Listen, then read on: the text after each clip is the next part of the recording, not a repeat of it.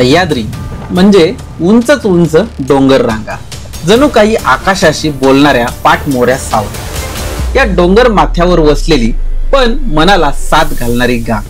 पावसाळा आला की या गावांचा चेहराच बदलून जातो. दरवळणारी माती, सतत पडणारा जोराचा पाऊस आणि डोंगर दऱ्यांमध्ये फिरणारे धुके, जणू निसर्गाने रंगवलेली एखादी स्वप्नील दुनियाच आहे. वरंद घाट माथ्यावरील या गावामध्ये इतका पाऊस कोसळतो की येथे घराच्या भिंती चक्क झाकून ठेवाव्या लागतात. धुके इतके असते की 3 ते 4 महिने सूर्याचे दर्शनही भेटणार नाही. येथे शहराच्या कोणत्याच सोयी सुविधा उपलब्ध नाही, पण निसर्गाच्या कुशीतील शांतता, एक असा निवांतपणा जो शब्दातही वर्णन करू शकत नाही.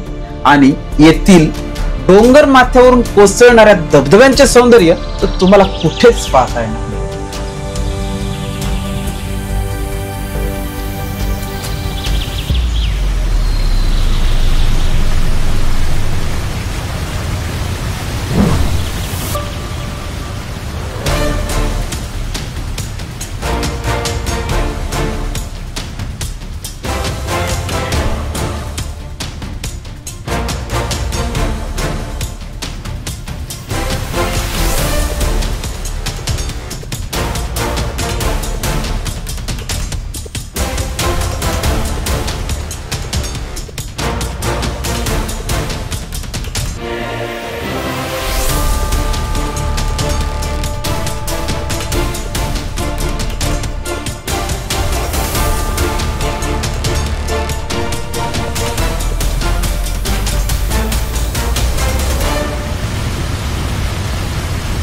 की सांगितल्याप्रमाणे आता इतकं पाऊस उघडला होता आणि आता बघतोय ना आपण, अचानक इतकं दुःख आणि इतकं पाऊस आला की धबधबाही दिसत नाहीये.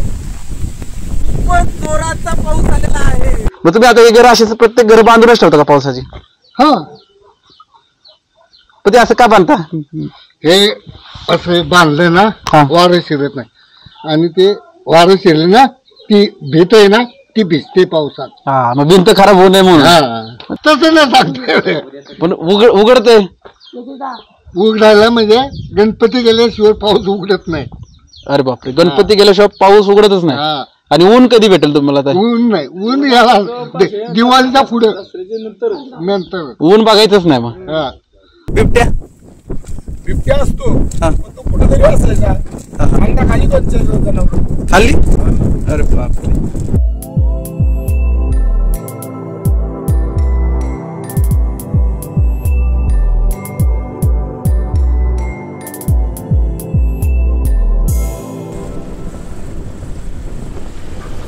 भोर तालुक्यातील दुर्गम अशा शिळीम गावाकडे निघण्यासाठी आम्ही बाईक निवडलो, कारण वळणावळणांचा रस्ता होता.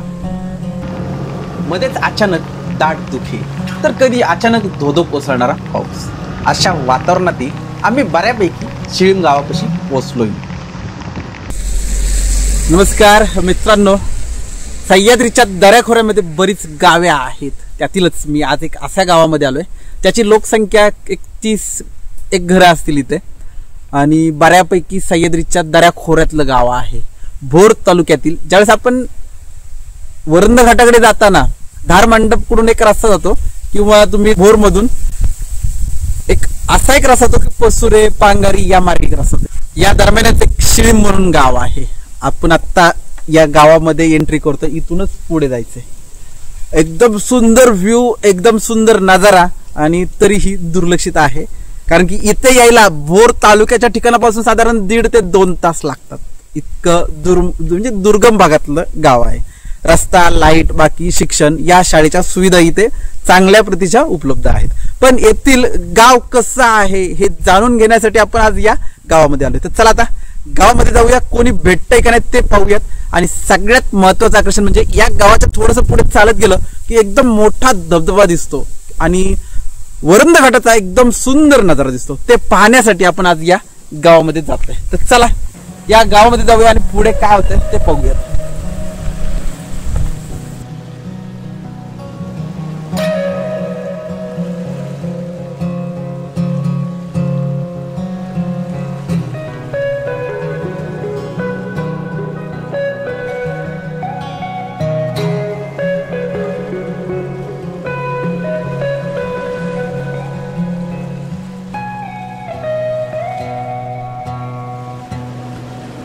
आपण सर्वजण शहरात वाढतो, शिकतो आणि जगमगाटात वावरतो, पण या कृत्रिम दुनियेच्या पलीकडे एक अशी शांत, निर्मळ आणि मनाला शांती देणारी डोंगर दऱ्यात वसलेली ही ग्रामीण लहान लहान गावे आहेत, जिथे पहाटेच्या धुक्याने झाडे आणि झुडूप लपलेली असतात, पक्ष्यांच्या किलबिलाटाने दिवस सुरू होतो आणि झऱ्यांच्या खळखळाट जणू गाणं म्हणत असतो.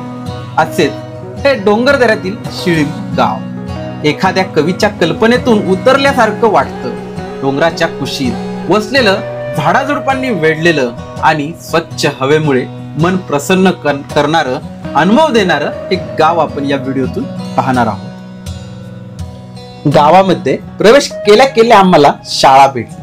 शाळेच्या मैदानामध्ये येथील लहान मुले खेळताना बागडताना नजरेस पडली. यांच्यापाशी जाऊन आम्ही यांच्याशी गप्पाही मारल्या. पाहता पाहता आमची इतकी घट्ट मैत्री झाली की या गावामध्ये काय काय खेळ खेळले जातात हेही आम्हाला पाहायला मिळाले.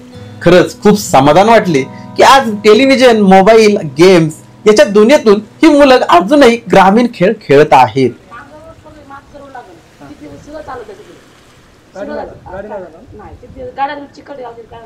नाही इथून चालत गेलं तरी नाही का जमणार? इथून जमन पण मागं पर्यंत जवळ पडेल, जवळच इथं मागं, पण रोड नाही ना खाली गावात. काठ दिसतो का? हा काठ समोरचं सगळं दिसतं. समोरचं सगळं दिसतो टोटल. आणि हा खालचा धबधबा दिसतो का? खालचा नाही दिसत, पूर्ण दरीत नाही जात आपण इकडे. नाही नाही, वरून दिसतो ना पण तो. कुठला? तो दरीतला धबधबा एक नाही का खाली दिसतो तो. हा खाली जातो तो होय? हा तो नाही, खालचा नाही दिसत, कारण की आपण वरून खाली दिसतो का? वरून नाही दिसत ना, कारण की आपण पूर्ण लास्टच्या टोकापर्यंत नाही जाणार. हा तिथंच जाणार आहे. लास्ट पूर्ण खाली, तिकडे नाही जाता एवढं जाऊ. खाली लई चालत जाईल, लई लांब. किती लांब आहे तरी? वरून ह्याच्या जवळ जायला म्हणजे भरपूर लांब आहे. हा तो मागून कसं, मागून समोरच सगळं दिसतं पाहिजे, पण लास्टच्या टोकापर्यंत नाही आपण जवळच आहे ना. लास्टच्या टोक पूर्ण लई खाली आहे तिकडे. ही शिळीम ना का राजेवाडी? शिळीम. इकडे इकडे बघ. तू कितीला होता? तिसरीला. आता तिसरीला गेला की होता? दुसरीला किती मार्क पडले होते? हा किती? 16 मार्क. मग तू तिसरीत कसं काय गेला? किती टक्के मार्क पडले तुला? 99.90. दीदी तू कितीला गेली आता? नूतन नूतन. हा ओवी तू कितीला? आता दुसरीला गेली. पहिलीला किती मार्क पडले? अरे हा ना. काय नाव काय खेळाचं? चिंचिन गोडी. बर बर. हा अरे वा. मला वाटतं मी लहानपणी खेळलोय. असं वाकून उभं राहायचं ना. अरे वा, दाखव दाखव खेळून. चला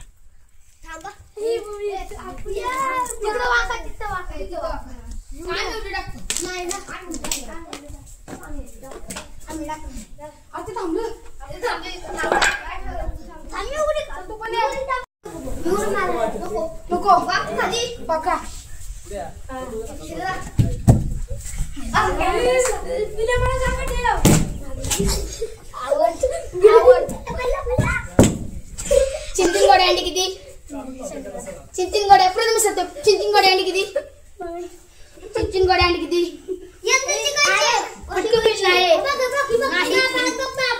तू तसा हात धरलायस.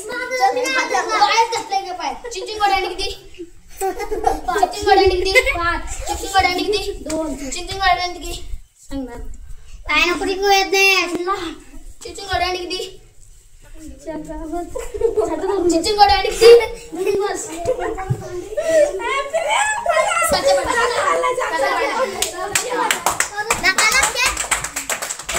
मग आता पडला त्यांनी परत उभं राहायचं का? आता कोण पडला आता?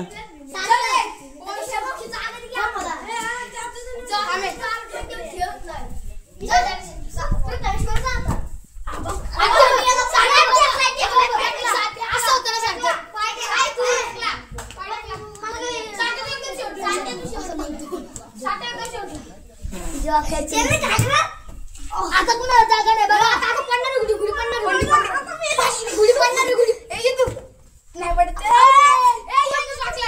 नाही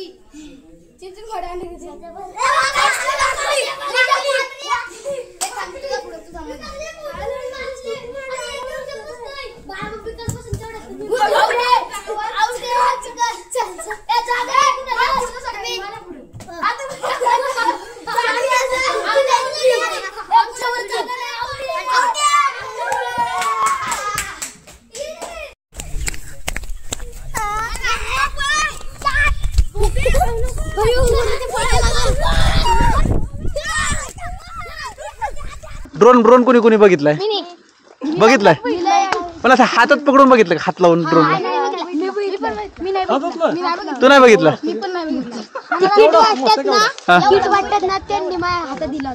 आता इथे किती मुलं किती आहेत इथं? 8 जण, फक्त 8 जण आहे. मग तुम्ही काय काय खेळता इथं? अजून चिंचिंगुडी करतो. अरे वा, भारी. तुमच्याकडे भारी वाटलं मला येऊन. क्रिकेट कोण कोण खेळतं? हा ना.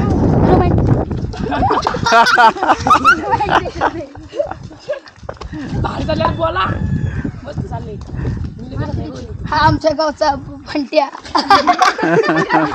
अरे पण तो मोठा आहे की, तुम्ही त्याला लहान का? मोठा आहे ना भाई तो तुमच्यापेक्षा. हा ना. अरे घसरते घसरते सावकाश. हे तुझं घर आहे का? अरे वा, भारी भारी. या गावातील लहान मुलांचे बालपण किती निसर्ग समृद्ध गावामध्ये आणि मोबाईलच्या दुनियेपासून दूर आहे हे पाहून खूप भारी वाटलं.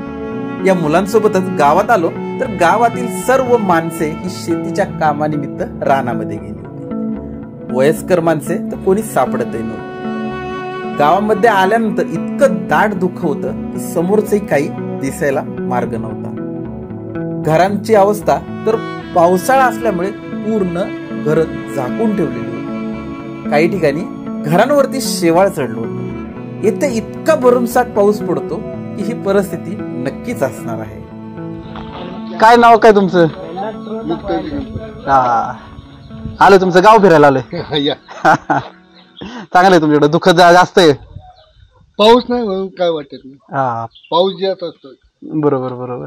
मग तुम्ही आता हे घर असेच प्रत्येक घर बांधूनच ठेवता का पावसाची? हा. पण ते असं का बांधता? हे असं बांधले ना वारं शिरत नाही. आणि ते वारं शिरले ना ती भीत आहे ना ती भिजते पावसात. हा, मग भिंत खराब होऊ नये म्हणून. तुमच्याकडे पाऊस भरपूर आहे त्यामुळे ते करावंच लागतं. करावं लागतं. आता शेती बघितली मी, लयच खाली शेती, अवघड आहे शेतीचं पण. बरोबर बरोबर. वर्षात एक पीक असतं ना. म्हणजे फक्त भात आणि नाचणी. नाचणी आणि वरी, दुसरं काहीच नाही. दुसरं काय वरवी पण करता का तुमच्याकडे? करते. तसं नाही सांगते. पण उघडतंय. उघडायला म्हणजे गणपती गेल्याशिवाय पाऊस उघडत नाही. अरे बापरे, गणपती गेल्याशिवाय पाऊस उघडतच नाही. आणि ऊन कधी भेटेल तुम्हाला? ऊन नाही. ऊन याला दिवाळीच्या पुढे नंतर ऊन बघायचंच नाही. मग अशी थोडस ऊन नव्हतं, फक्त दुःख उघडलं होतं. ऊन म्हणले तुम्हाला म्हणले ना दिवाळी पार होईल त्याशिवाय ऊन नाही बघायला. ऊन अरे बापरे. असं तुम्ही अशा वातावरणात राहताय. काय काय माणसं भेटतात, घाबरतात. सकाळी अशी 5 जण आलेली तिकडनं गाड्या घेऊन जनावर चाललेत ना. पण गाड्या थांबायला पाहिजे ना. बरोबर. इकडे गेलीत पुढे गेलीत. आता फिरायला येणाऱ्यांना काय त्यांना कळत नाही. नुसतं त्यांच्या फिरायला एवढं डोक्यात असतं त्यांच्या. बरोबर. तुम्हाला आता बोरला जायचं किती वेळ लागतो इथून? आता रोड तो बघितलाय तुम्ही? रोड बघितला. त्या हिशोबाने 2 तास 2-2.5 तास तर पकडायचे. आणि एसटीचा टाइम कसा आहे का? एसटी संध्याकाळी सकाळी पहाटे जाते. 2च एसटी आहेत बस. म्हणजे तुम्हाला जर भोरला जायचं असेल तर पहाटे निघायचं आणि गाडी सोडतात. येताना एकदाच रिटर्न गाडी, नाही तर मग स्वतःची गाडी. मग ठीक आहे. पण इथं पेट्रोल पंप पण जवळ नाही आता. इथं बोरशिवर कुठे? हा ना. चांगलं चांगलं. कोंबड्यांना घारी वगैरे त्रास देत नाहीत ना? पिल्लं आहेत अजून तर नाही पण देतील. हा बरोबर बरोबर. चला भेटू परत. तुझं घर नाही दाखवलं मला तू. कुठे? तिकडं माग. पण पुढे आल्यावर सांगतो तू तिथं घर आहे. हा कुठलं? ते घर आहे का? मग ठीक आहे मग ठीक आहे. हे तुझं घर आहे? अरे वा, भारी एकदम.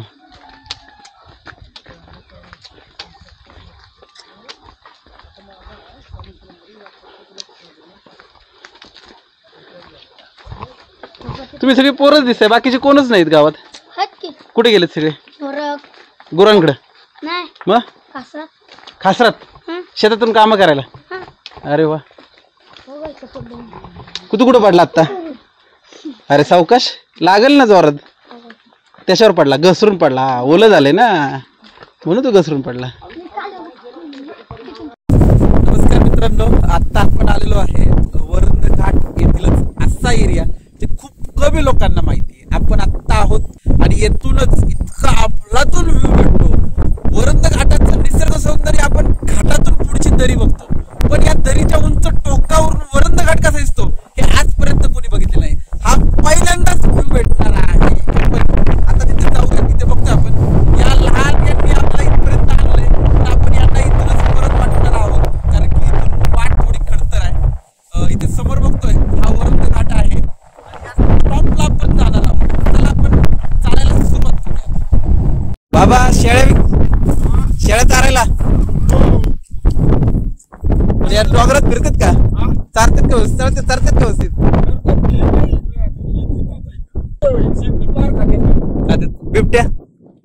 बिबट्या असतो, तो कुठेतरी असायचा. खाली 2-4 जनावर खाली. अरे बापरे. आता तुम्ही करून देतात ना, पण आता तुम्ही फिरता इकडं. आता हे शेळ्या बिळ्या घेऊन फिरताय, मग भीती नाही वाटत? बियाचं कशाला? या बियाचं काय असं चांगला चाकीतील होणार लागा. या गवताला हलत नाही.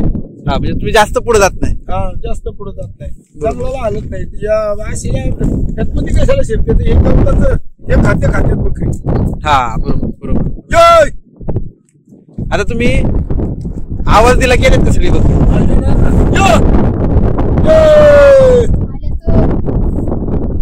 तिकडे एक सिटी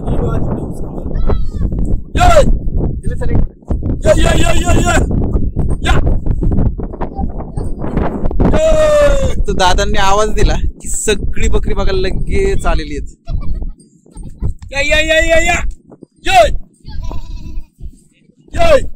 तुम्ही कुठेही असला आवाज दिला की येतात सगळी बकरी. त्यांना ते खाते. हा, ते खाद्य घेण्यासाठी येतात. ते घरामध्ये खाते ते आहे आणि आपल्या सगळं बी खाते असतं. बरोबर. आपण आणायचं असं आणि त्याला ते दिलं की ते मग ते म्हणतं बरं आपलं दिवसभर इथं राहिलं ना माळाव तरी हलणार नाही. आता 2 तास इथं हलायचे नाही. 2 तास थांबणार इकडे. तुम्ही आता ही दिवसभर चारणार त्यांना? नाही, आता ती हे जनावर मास्क्या झाल्यात ना, त्या चावत्यात ना, त्याच्यामुळं ती वसाहत्यात. बरोबर.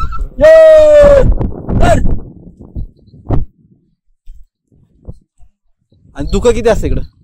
धुकले माझ्याकडे डोंगर भाग ना, डोंगर भागामुळे दिसत नाही काय नंतर? नंतर काय दिसत नाही. आता एवढाच पाऊस एवढा पडलाय, अंदाले पाऊस पात कवा तरी पडलं ना, शेती वाया गेली, शेतीचं नुकसान झालं, पाणी झालं नाही, भाती लावायची राहिली. भात शेती लावून नाही झाली कोणाची? नाही ना, कैक नाही ना झाल्या, कैक झाल्यात, कैक नाही ते पटाला.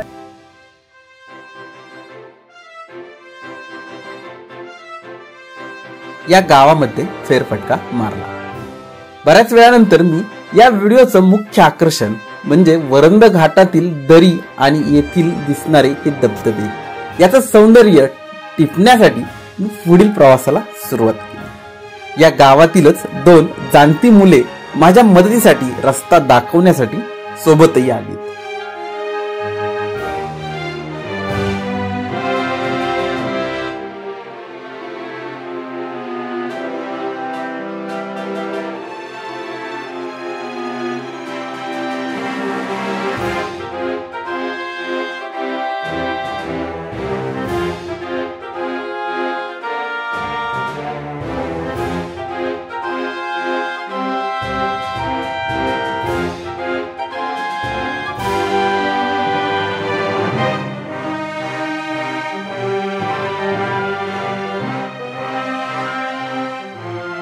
नमस्कार. आता आपण शिळीमगाव या गावामध्ये पोहोचलो. शिळीम गावामध्येच आपल्याला तेजस डेअरी भेटले. त्याच्याशी मी चर्चा केली आणि तेजस डेअरी आपल्याला त्या स्पॉटला घेऊन जातात. हा स्पॉट इतका सुंदर आहे की बऱ्याच जणांचं स्वप्न असेल की वरंध घाटाच्या मंदिरापाशी उभं राहिलं की समोरची तरी दिसते ती कशी आहे आणि वरंध घाट तिथून बघायचा आहे तर तो कसा व्ह्यू असेल हे बऱ्याच जणांचं स्वप्न असतं. त्यासाठी मी आज शिळीम या गावामध्ये हा व्ह्यू, हा नजारा आणि या वरंध घाटाचं असं सौंदर्य ते खूप कमी लोकांनी पाहिलेलं आहे. क्वचितच म्हणजे थोडक्यात या गावातल्या लोकांनीच पाहिलेलं आहे. बाहेरच्या लोकांना येथील काही माहीत नाहीये. तर आपण आता बऱ्यापैकी चालत आलोय म्हणजे आपण अशा स्पॉटला जाणार आहे की वाघजाई मंदिर आहे त्याच्या एकदम समोर आपण असणार आहे. आता खूपच जवळ आलो आपण तर चला पुढे चालत राहूया.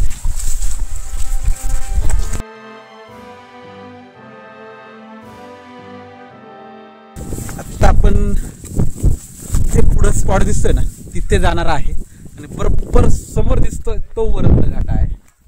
वातावरण एकदम आज एकदम सुंदर आहे. पाऊस कमी झालाय, एकदम दुःख येतंय जातंय, मधूनच एखादी पावसाची सर पण येते.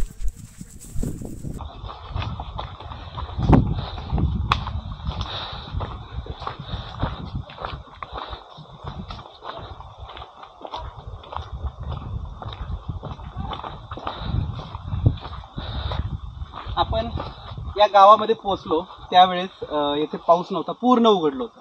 त्यानंतर आपण धबधब्याच्या व्ह्यू पॉईंटला काही मुलांसोबत धबधब्याच्या व्ह्यू पॉईंटला आलो तर अचानक इतकं दाट धुकं आलं ना की जवळपासचं काही दिसत नाही. आपण बघताय म्हणजे थोडक्यात इथलं जर वातावरण म्हणलं तर खूपच कठीण वातावरण आहे. कारण की येथे वातावरण इतकं स्पीडने बदलत असतं ना की आपल्याला कळतही नाही कधी पाऊस पडतोय, कधी उघडलेला आहे तर कधी धुकं आहे. इतकं हे डोंगर कपारीमध्ये राहणं खरंच खूप स्ट्रगल आहे. आणि यांच्या जर शेती बघितल्या ना आपण तर एकदम डोंगरामध्ये शेती म्हणजे प्रत्यक्ष तिथं जाऊन त्यांना काम करावं लागतं.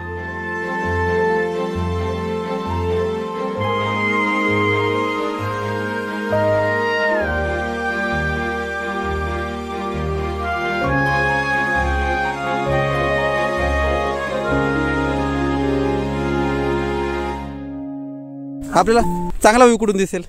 आपल्याला चांगला व्ह्यू तिथून दिसेल. तिथून दिसेल ना अजून? चला तिथे जाऊ आपण. आपण आता समोर बघतोय इकडे आहे ते वरंध घाट आहे, पुढे वाघजाईचं मंदिरही दिसतंय आणि हा सुंदर नजारा आहे. हा धबधबा हा कायम खुणवतो मला, इतका सुंदर आहे ना.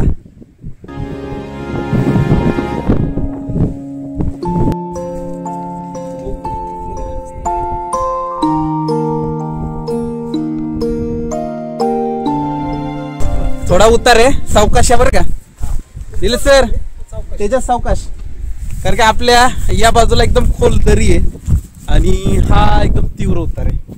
एका चांगल्या व्ह्यू साठी आपण आलेलो आहे. रस्ता अवघड नाहीये पण तितकीच काळजी घेत प्रत्येक ठिकाणी एकदम काळजी घेतच जाणं पाहिजे. आपण दरीमध्ये नाहीये, खूप लांब दरी आहे, आपण सेफ जागेत आहोत, हे सगळ्यात महत्त्वाचं. कोणत्याही फोटोसाठी आपला मोह कंट्रोलमध्ये ठेवायचा, अवघड दरीमध्ये उतरायचं नाहीये. कारण की आपण जर दरी सोडून सपाट चांगल्या जागेत उभं राहिलो तर खूप उत्तम राहतं. चालताना गडबड नाही करायची, एकदम सावकाश. कारण की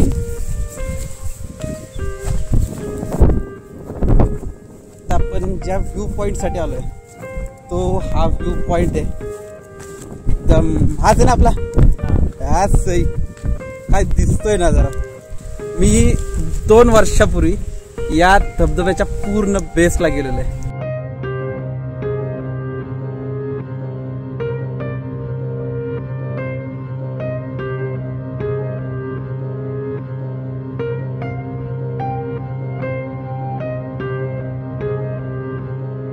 आता माझ्या मागे हा धबधबा दिसतो. या धबधब्याकडे मी 2 वर्षापूर्वी गेलो होतो. या बेस इतका खडतर प्रवास आहे हा ट्रॅव्हलचा, शब्दात हे वर्णन सांगू शकत नाही. आणि हा धबधबा वरंध घाटातून दिसत नाही. हा धबधबा पाहण्यासाठी तुम्हाला कावळ्या गडाकडे जावं. आज बऱ्याच वर्षानंतर माझी खूप इच्छा होती की वरंध घाटाच्या समोरची जी दरी आहे तिथून हा धबधबा बघावा. हा धबधबा येणं इतका अवघड आहे की तुम्ही इथे येऊ नका, फक्त व्हिडिओच्या रूपातून बघा. कारण की इथे जर अचानक धुकं आलं तर तुम्हाला समोरची वाट कळणार नाही. खूप सारं वारं वाहतं, खूप सारा पाऊस असतो आणि खूप घनदाट धुकं असतं. त्यामुळं हा व्ह्यू तुम्ही व्हिडिओच्या रूपातून पहा. हा व्ह्यू प्रथमच व्हिडिओतून पाहायला मिळतोय. हे सौंदर्य भोर तालुक्याचं आहे. थोडक्यात इथे किती वेळ बसलं तरी हा व्ह्यू बघण्याचा मोह जात नाही मला.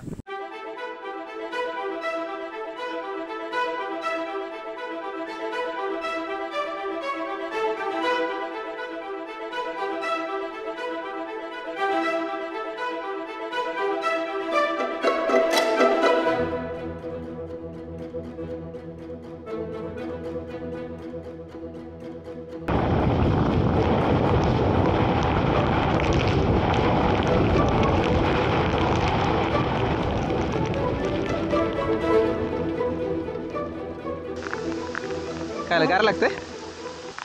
गार लागतंय का? डेंजर. आता काय होतं, ऊन होतं ना? आता खरंच परिस्थिती क्षणात बदलली आहे, जबरदस्त. मी अगोदरच बोललो होतो इथं आणि जर्किंग घालून यायचं. जर्किन होतं, मी बॅगेत ठेवलं, ते काढायला पण चान्स भेटत नाही मला. कारण की हा वरंद घाट आहे, हा सह्याद्रीचा कडा आहे.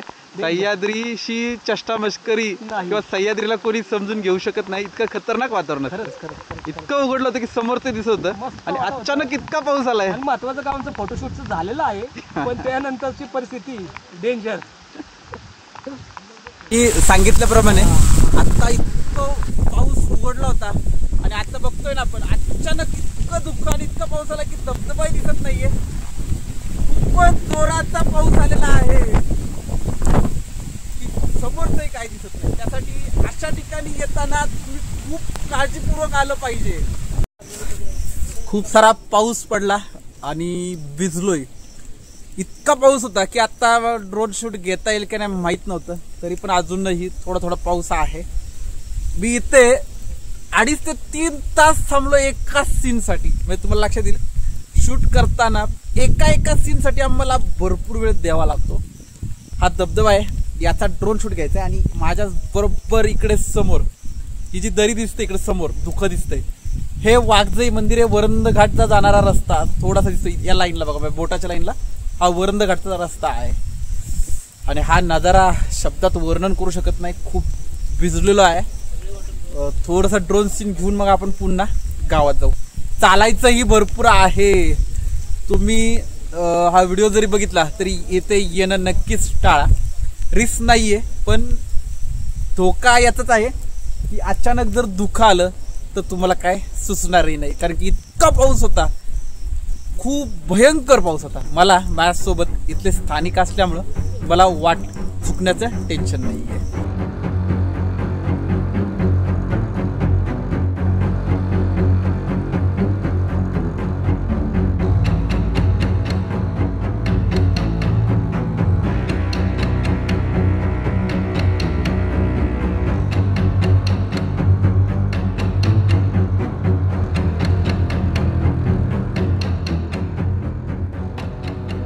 पुणे जिल्ह्यातील भोर तालुका, या तालुक्याला निसर्ग सौंदर्याने भरभरून सौंदर्य दिलेलं आहे. याचे उदाहरण म्हणजे वरंद घाट. वरंद घाट म्हणायचे म्हणजे सह्याद्रीच्या डोंगर रांगावरून कोसळणाऱ्या धबधब्यांकडे पाहताना जणू निसर्गाचा एक अद्भुत चमत्कार डोळ्यासमोर उभा राहतो.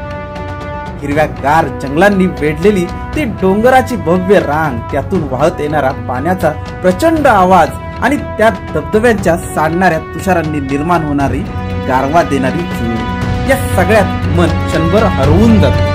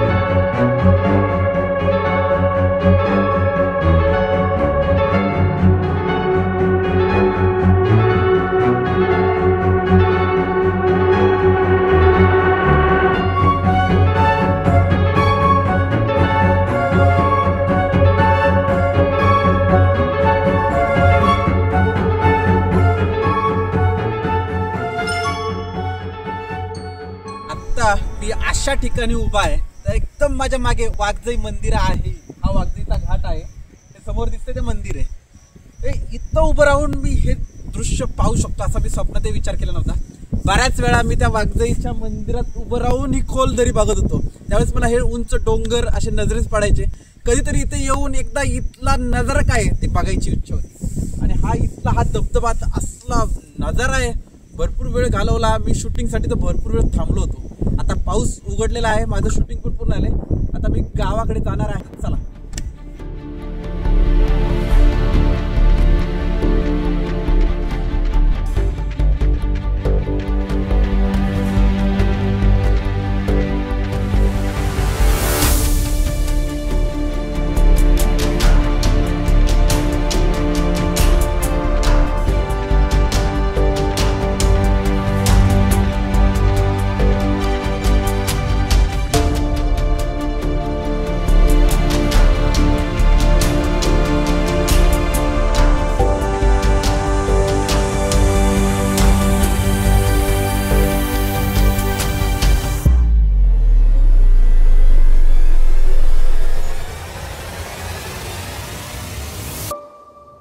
पुणे जिल्ह्यातील निसर्ग सौंदर्याने नटलेलं गाव आज आपण या व्हिडिओतून पाहण्याचा प्रयत्न केला आहे. हा व्हिडिओ येथील निसर्ग सौंदर्य आणि येथील ग्रामीण जीवनशैली तुम्हाला कशी वाटली हे कमेंट बॉक्समध्ये अवश्य कळवा. आणि असेच नवनवीन व्हिडिओ पाहण्यासाठी हा चॅनल अवश्य सबस्क्राईब सुद्धा नक्की करा. तर चला मग आपण भेटू परत नेक्स्ट ठिकाणी अशाच एका भन्नाट आणि निसर्ग सौंदर्याने नटलेल्या गावामध्ये.